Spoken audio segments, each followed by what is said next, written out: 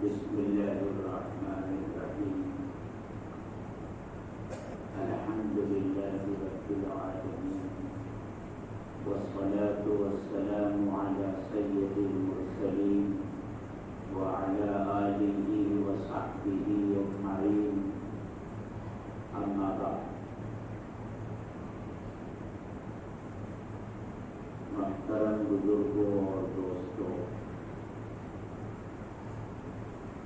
یہ اگست کا مہینہ ہے اور اسی مہینے کی 15 تاریخ کو 1947 میں ہمارا یہ ملک انگریزوں کی غلامی سے آزاد ہوا ہے۔ آزادی حاصل ہونے کی خوشی میں ہر سال 15 اگست کو پورے ملک میں جشن یوم آزادی منایا جاتا ہے۔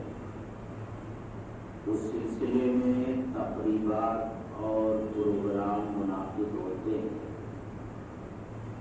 اور اس موضوع پر تقریریں بھی ہوتی ہیں،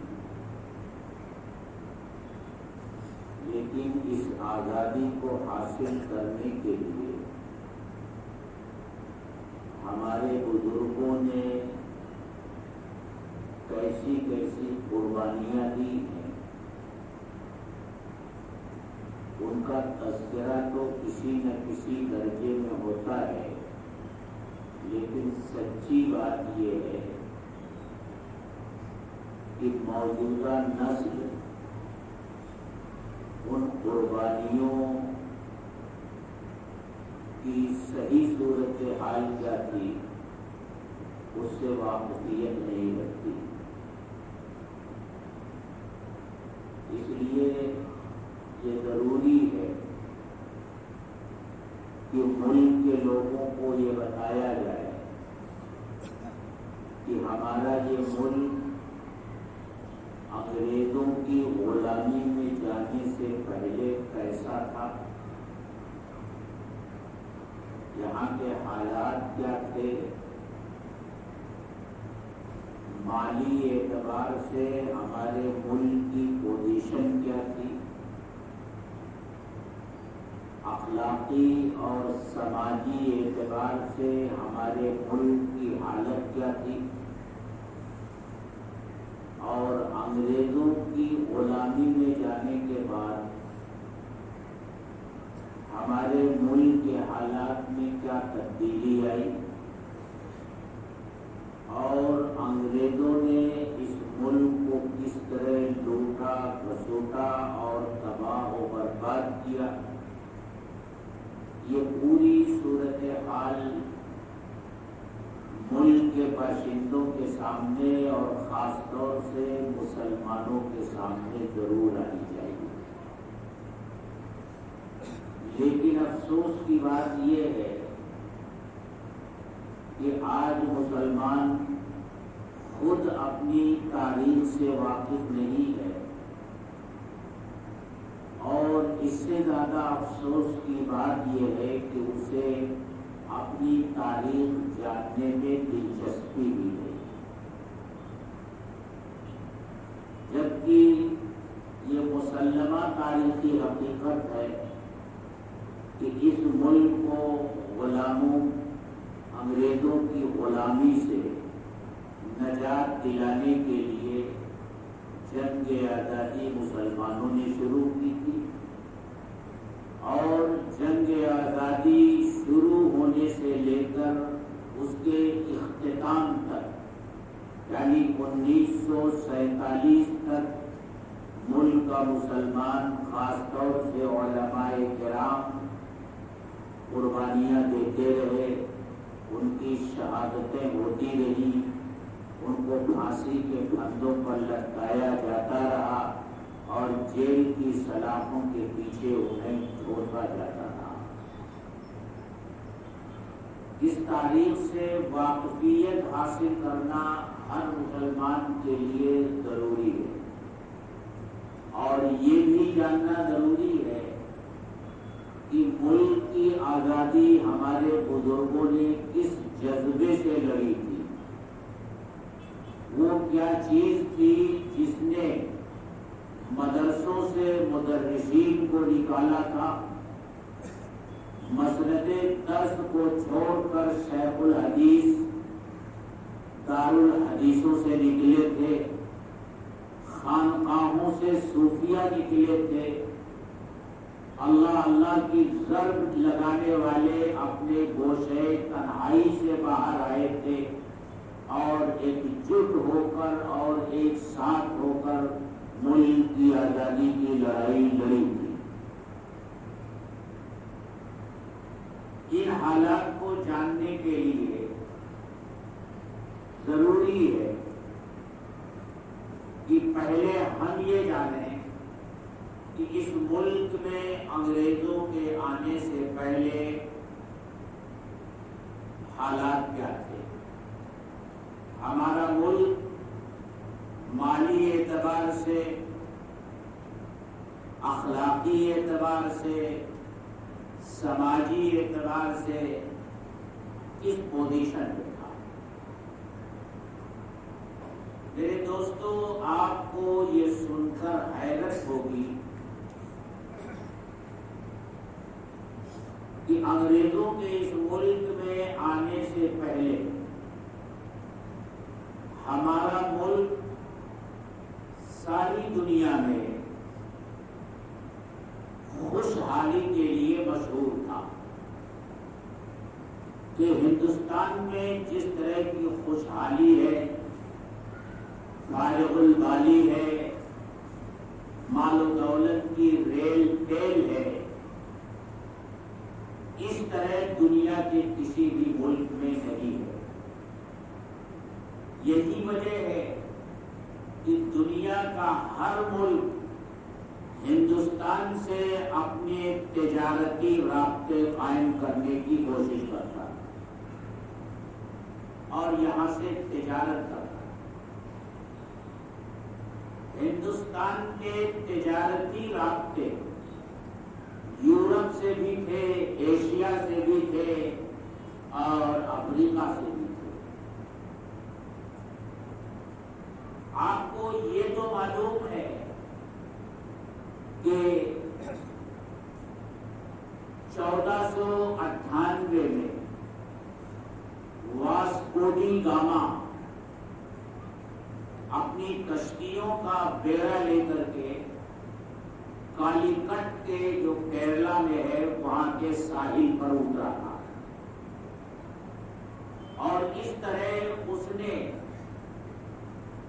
پرتگال سے چل کر ہندوستان پہنچ کر بحری راستہ، سمندری راستہ ہندوستان تک پہنچنے کا کیا ہے وہ دریافت کیا تھا۔ اس کے پیچھے مقصد یہی تھا کہ ہندوستان جو سونے کی چڑیا کہلاتا ہے، ہندوستان جو اس دنیا میں جنت نظیر ملک کہلاتا ہے، وہاں کے مال و دولت سے فائدہ اٹھایا جائے، وہاں سے تجارتی روابط قائم کیے جائیں اور اپنے ملک کی تجارت کو فروغ دیا جائے۔ حقیقت یہ ہے کہ 1498 کے بعد سے پرتگالیوں کا تجارتی رابطہ ہندوستان سے قائم ہوا اور پرتگالیوں نے تنے تنہا، اس میں یورپ کا کوئی ملک اس کے ساتھ شریک نہیں تھا، 100 سال تک ہندوستان سے تجارتی رابطے رکھے۔ اسی زمانے میں گوا میں پرتگالیوں نے اپنا قلعہ تعمیر کیا، آج بھی وہ قلعہ گوا میں موجود ہے۔ جب ہندوستان کے ساتھ ان کی تجارت کا چرچا یورپ میں ہوا تو یورپ کے دوسرے ملکوں میں بھی یہ خیال پیدا ہونے لگا کہ ہندوستان سے تجارت کرنی چاہیے. تو ہالینڈ ایک طرف، فرانس دوسری طرف اور برطانیہ، یہ سب اس میدان میں آئے. برطانیہ کی ایک کمپنی جس کا نام ایسٹ انڈیا کمپنی تھا، اس نے 101 تاجروں سے مل کر کے سرمایہ اکٹھا کیا اور وہ کل سرمایہ اس کا 30,000 پاؤنڈ تھا. اس نے اپنی یہ کمپنی حکومت برطانیہ کے یہاں رجسٹرڈ کروائی اور برطانوی گورنمنٹ سے ہندوستان میں تجارت کرنے کا لائسنس حاصل کیا اور پھر 1601 میں ان کا پہلا تجارتی بحری جہاز ہندوستان کے لیے روانہ ہوا. لیکن ہندوستان میں ان کی کوئی کوٹھی نہیں تھی، کوئی تجارتی ان کی منڈی نہیں تھی. جس زمانے میں یہ کمپنی ہندوستان میں آئی وہ جہانگیر کا دور حکومت تھا. شاہ جہاں کے باپ جہانگیر، اکبر کے بیٹے جہانگیر کا دور حکومت تھا. جہانگیر سے تجارت یہاں کرنے کی اجازت حاصل کی اور 1608 میں ایسٹ انڈیا کمپنی نے اپنی پہلی تجارتی کوٹھی سورت میں بنائی. یہ تو ایسٹ انڈیا کمپنی کی آمد کا حال ہے. لیکن یہ سنیے کہ ان کمپنیوں کے آنے سے پہلے ہندوستان کا حال کیا تھا. ہندوستان آپ جانتے ہیں کہ یہ وہ سرزمین ہے جو اس دنیا میں سب سے پہلے انسانوں سے آباد کی گئی. حضرت آدم علیہ السلام یہی تشریف لائے. آدم علیہ السلام سے لے کر کے اور انگریزوں کی آمد سے پہلے ہمارے ملک کا یہ حال تھا کہ اس ملک میں جو کرنسی تھی، جو درہم کی شکل میں، چاندی کے سکوں کی شکل میں، سونے کے سکے اشرفیوں کی شکل میں چلتی تھی، تو ہمارے یہاں کا پیسہ باہر نہیں جاتا،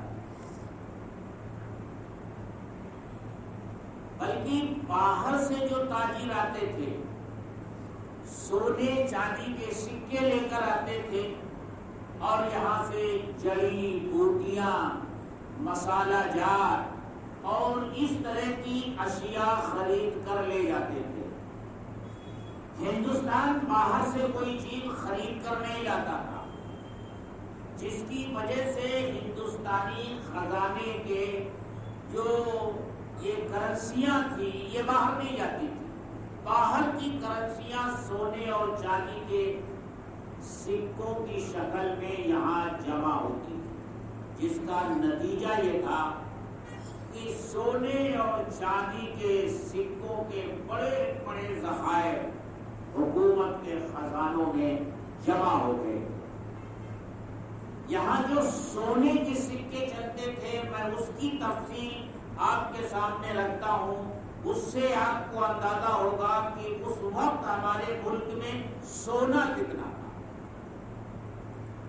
اکبر بادشاہ کے زمانے میں 8 قسم کی اشرفیاں چلتی تھی جن کا وزن الگ الگ ہوتا تھا. سب سے چھوٹی اشرفی جس کا وزن 11 ماشا ہوتا تھا، اور سب سے بڑی اشرفی جس کا وزن 102 تولہ ہوتا ہے، 102 تولہ۔ اب تو 1 تولہ 12 گرام کا ہوتا ہے، 10 گرام کا ہوتا ہے، پہلے یہی تولہ 12 گرام کا ہوا کرتا تھا۔ 1 تولہ 12 گرام کا اور 102 تولے کی ایک اشرفی، گویا وہ پوری اینٹ ہوتی۔ 1 کلو سے زیادہ ایک اشرفی کا وزن ہوتا تھا۔ سب سے بڑی اشرفی جو ہوتی تھی 102 تولے، اس کے بعد 90 تولے کی، اس کے بعد 50 تولے کی، 25 تولے کی، 20 تولے کی، 5 تولے کی، 3 تولے کی، 2 تولے کی، 1 تولے کی۔ اس سے آپ اندازہ لگا سکتے ہیں کہ جب اتنی وزنی اشرفیاں جو سونے کی ہوا کرتی تھی، سکوں کی شکل میں چلتی تھی، تو پھر ملک میں کتنا سونا رہا ہوگا۔ یہی حال جہانگیر کے زمانے میں بھی تھا، اور یہی حال اورنگزیب رحمت اللہ علیہ کے زمانے میں بھی تھا۔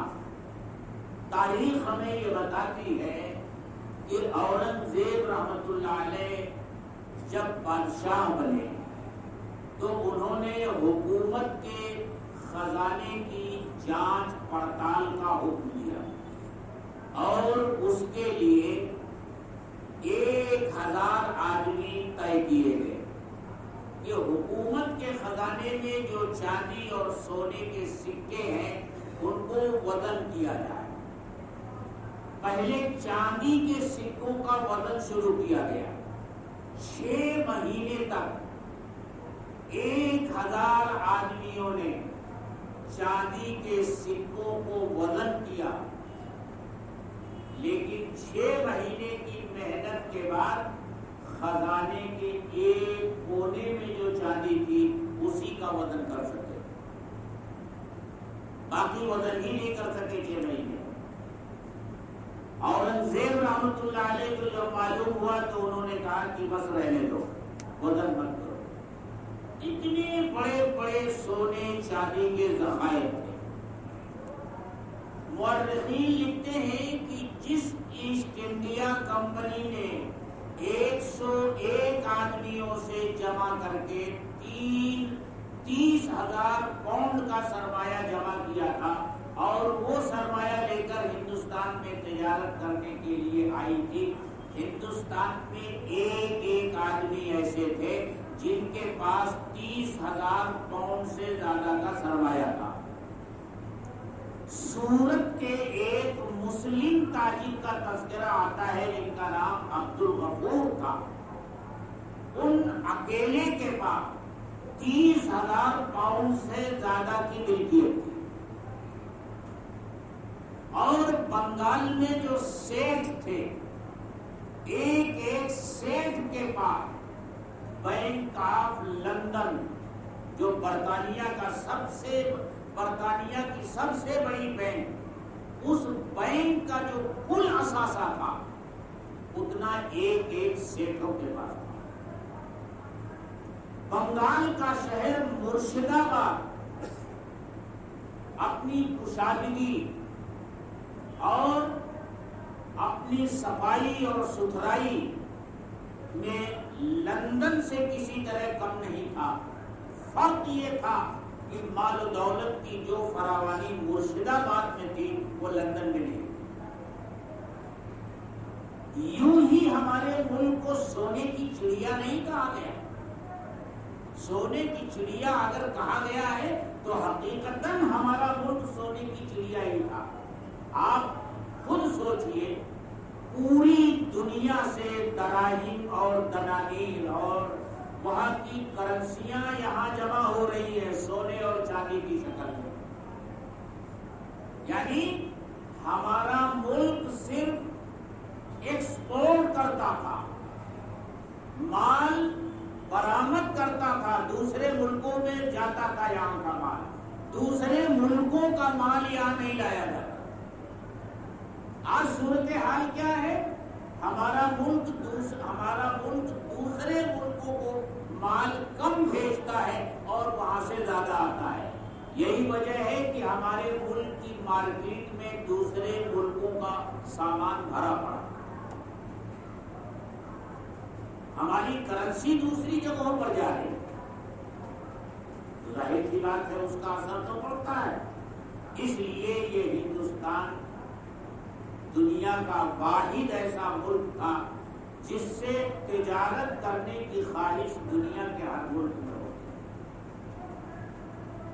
اس سلسلے میں پہلے یہاں پرتگالی آئے، پھر ڈچ بھی آئے یعنی ہالینڈ کے لوگ آئے، فرانسیسی بھی آئے اور انگریز بھی آئے، لیکن برطانیہ سے آنے والا انگریز ذرا شاطر تھا، چالاک تھا۔ اس نے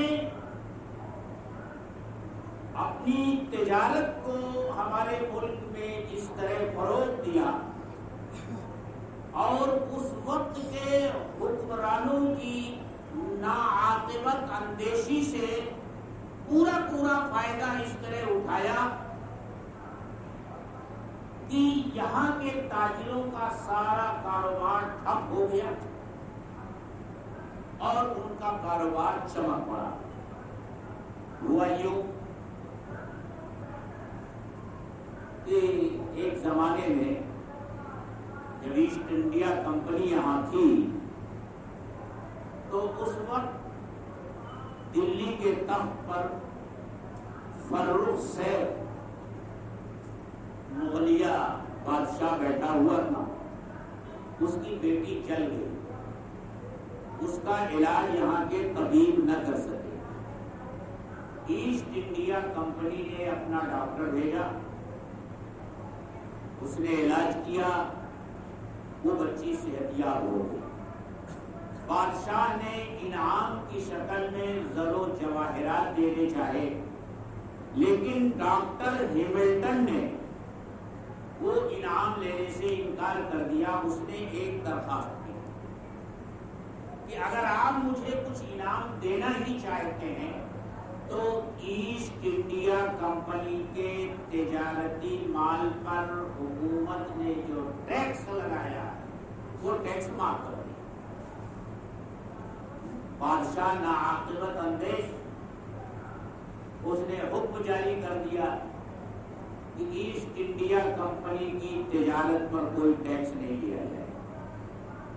اب آپ سوچئے، ایسٹ انڈیا کمپنی تجارت کر رہی ہے، اس کے مال پر حکومت کوئی ٹیکس نہیں ہے، اور جو ملک کے تاجر تجارت کر رہے ہیں ان کے مال پر ان کو ٹیکس دینا پڑتا ہے۔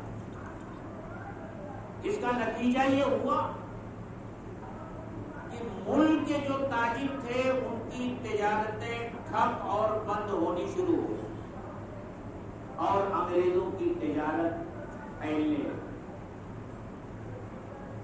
ایسٹ انڈیا کمپنی 250 سال تک اس ملک میں رہی،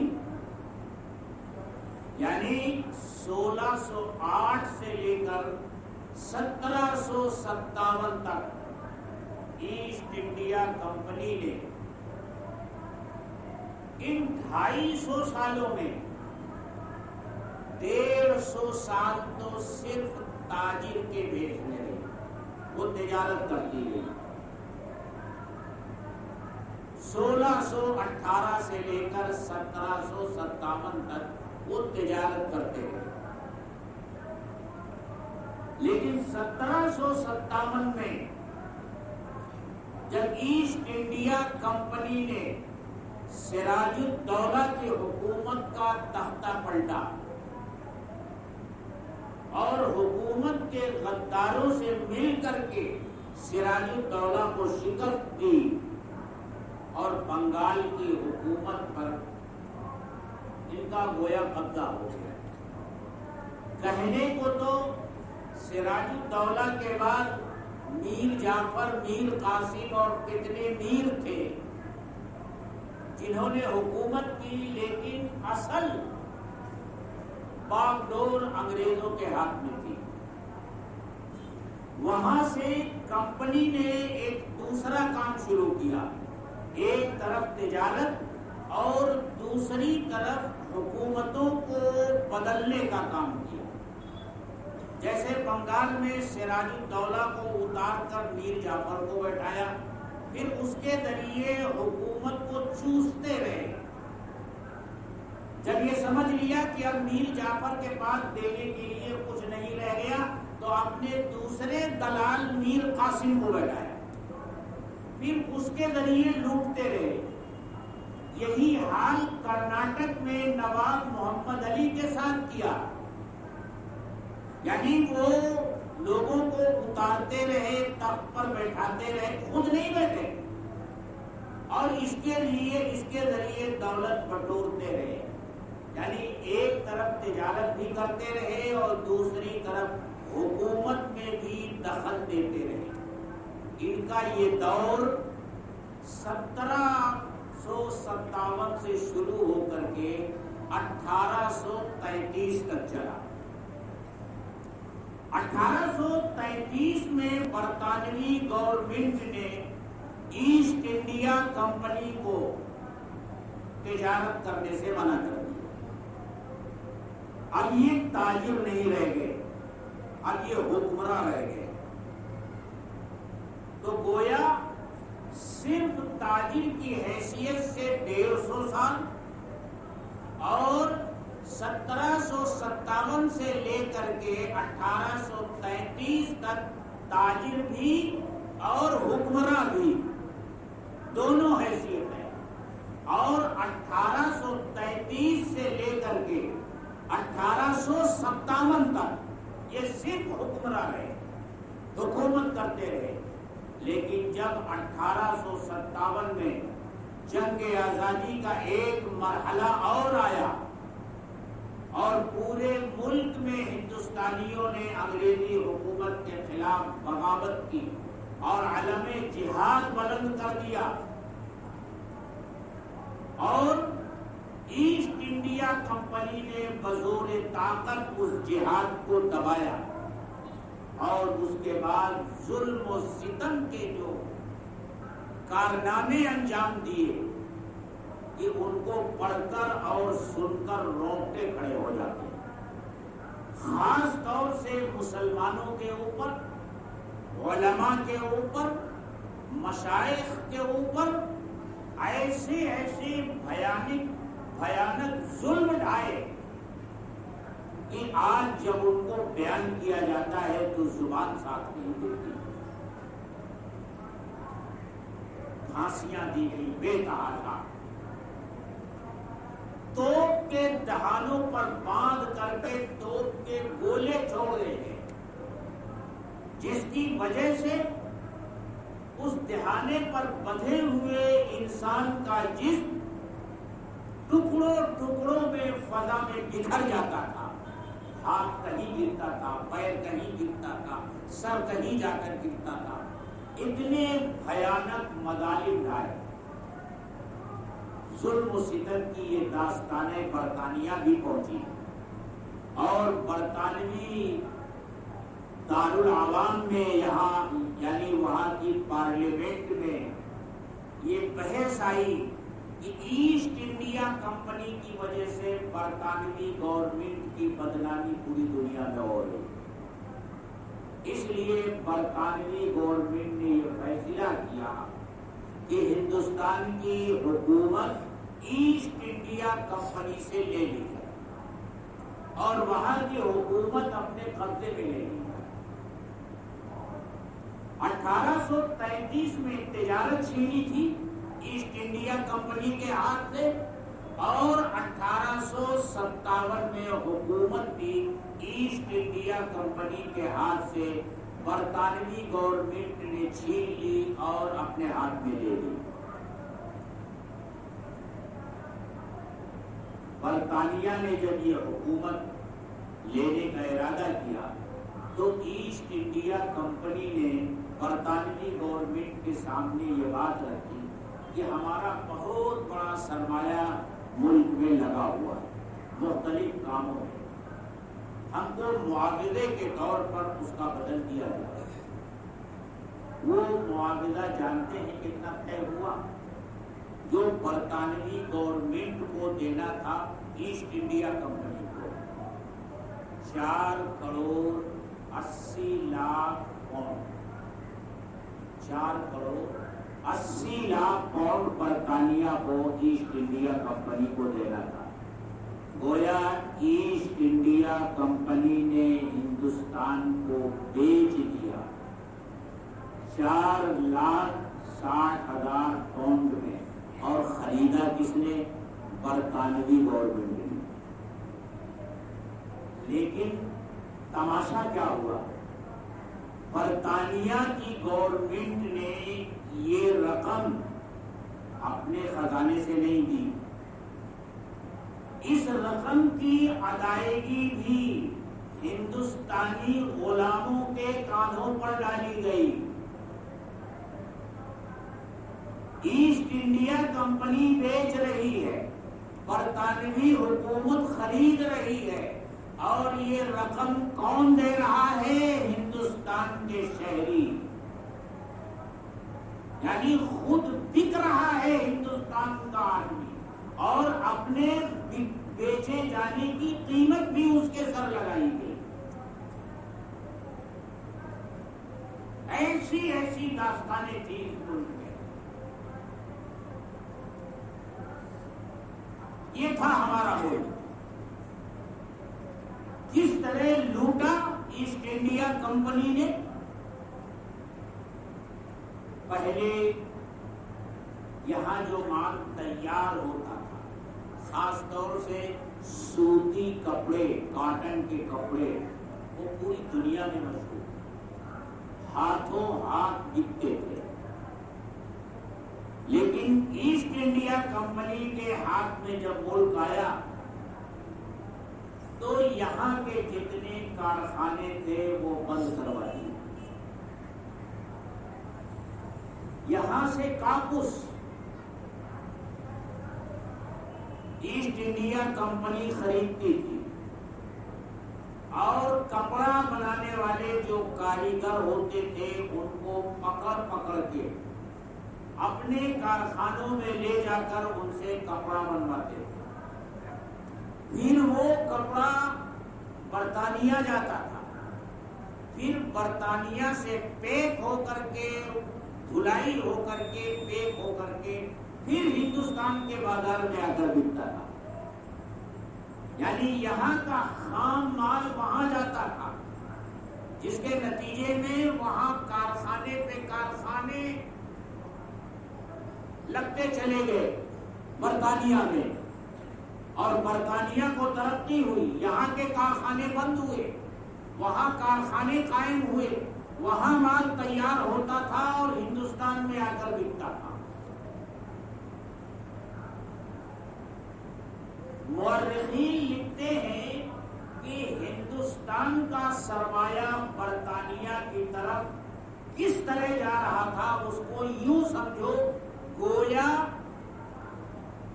ایک نہر ہے جو بہہ رہی ہے، جس میں سونے چاندی زر و جواہرات بہہ رہے ہیں، وہ ہندوستان سے برطانیہ کی طرف۔ اس طرح پورے ملک کو کنگال کر، پورے ملک کو لوٹ لیا۔ صرف یہی نہیں ہوا، یہ تو مالی اعتبار سے انہوں نے کیا، اخلاقی اعتبار سے، سماجی اعتبار سے جس پستی میں ہندوستان کو ڈھکیل دیا، اس سے پہلے ہندوستان کبھی اتنی پستی میں نہیں گرا تھا۔ ہوا یوں تھا کہ جب ایسٹ انڈیا کمپنی نے برطانوی گورنمنٹ سے یہاں تجارت کرنے کی اجازت مانگی اور ان کو اجازت مل گئی، تو برطانوی گورنمنٹ نے یہ چاہا کہ کچھ اچھے لوگ، پڑھے لکھے لوگ، سمجھدار لوگ، سنجیدہ لوگ ایسٹ انڈیا کمپنی کے کاروبار میں شریک اور اس کے ساتھ ہندوستان جائے، لیکن ایسٹ انڈیا کمپنی نے برطانوی گورنمنٹ کے سامنے یہ بات رکھی کہ ہمیں اس کی اجازت دی جائے کہ ہم اپنے کام کے آدمیوں کو بھرتی کر سکیں، ہمارے کام کے جو آدمی انگلینڈ میں برطانیہ میں ہم کو ملتے ہیں ہم ان کو بھرتی کریں، ان کو اجازت مل گئی۔ آپ تاریخ پڑھیے، برطانیہ میں جتنے چور تھے، جتنے ڈاکو تھے، جتنے قاتل تھے، جتنے اس قماش کے لوگ تھے، ان کو اٹھا کر کے ایسٹ انڈیا کمپنی میں بھرتی کر کے ہندوستان لایا۔ اب ظاہر سی بات ہے کہ جب ایسٹ انڈیا کمپنی میں ایسے لوگ رہیں گے اور ایسٹ انڈیا کمپنی کی حکومت قائم ہو جائے گی تو یہ لوگ یہاں کیا کریں گے؟ وہی سب کچھ کیا، چور تھے، ڈاکو تھے، قاتل تھے، زانی تھے، ظالم تھے، جو ان کی فطرت تھی ہندوستان میں وہی کیا، جس کی وجہ سے یہاں کا سماجی تانا بانا بھی بگڑا، یہاں کی اخلاقی حالت بھی بگڑتی چلی گئی، ہر اعتبار سے ہندوستان کو تباہ اور برباد کر ڈالا، اور آخر میں تمام مذاہب کو ختم کرنے کی کوشش شروع۔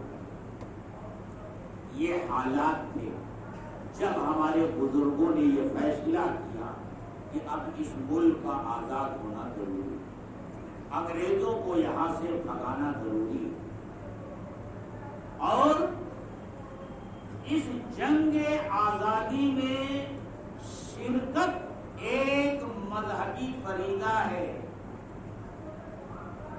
حضرت شیخ الہند نے جو بات کہی تھی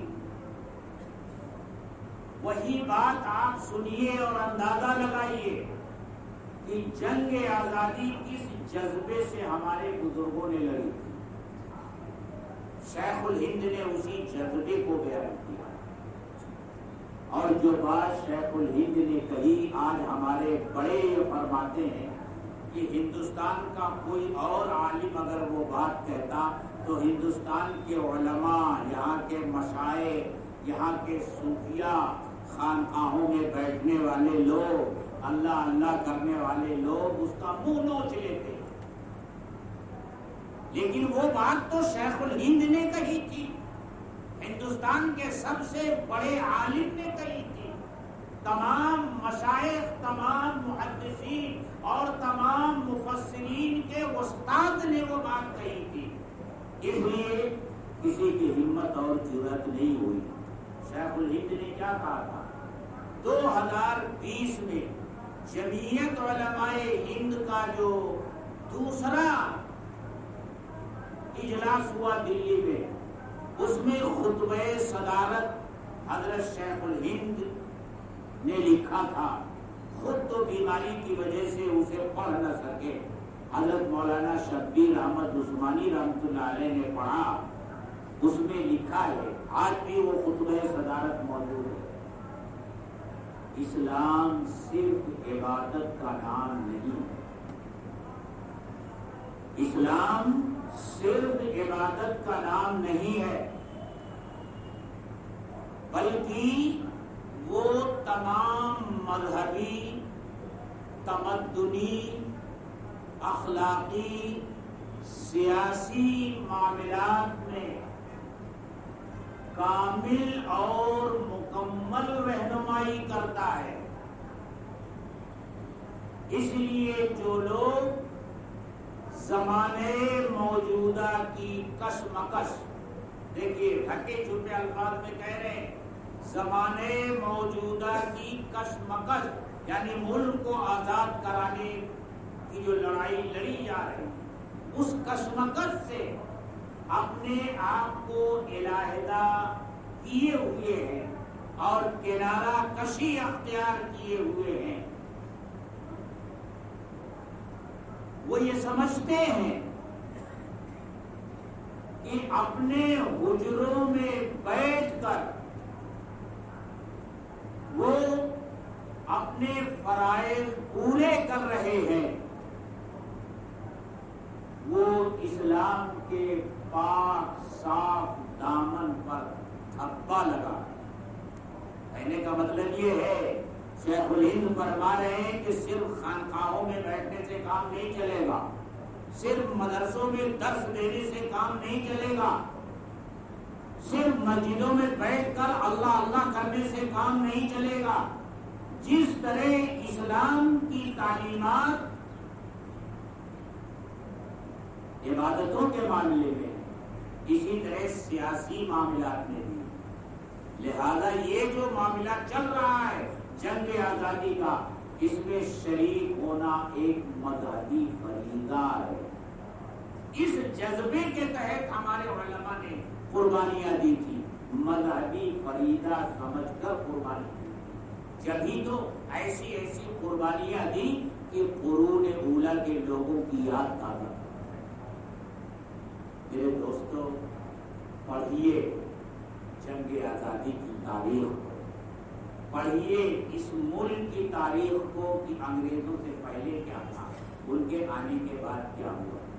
یہ بھی پڑھیے کہ آج جو واویلا مچایا جا رہا ہے کہ مغلوں نے اس ملک کو غلام بنایا، لیکن حقیقت یہ جانیے کہ مغل ضرور باہر سے آئے تھے، ملک پر قبضہ کیا تھا، لیکن ملک کی کوئی دولت باہر لے کر نہیں گئے، یہی مر کھپ گئے۔ جو کچھ بنایا یہی بنایا، جو کچھ کمایا یہی رکھا، اور جن کی چوکھٹ پر جا کر آج پیشانیاں رگڑ رہے ہیں ہمارے ملک کے حکمراں،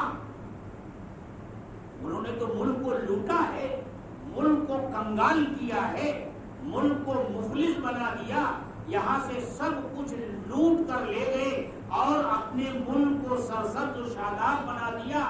آج وہاں سیر و تفریح کے لیے جاتے ہیں، جو کچھ وہاں ہے وہ ہمارے ہی ملک کی دولت لے جا کر وہاں بنایا گیا ہے۔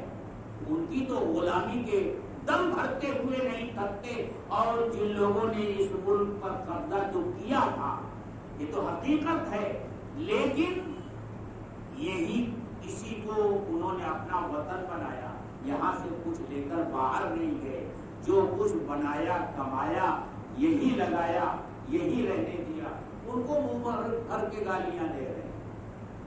اللہ تعالیٰ سب کو سمجھ عطا فرمائے۔ وآخر دعوانا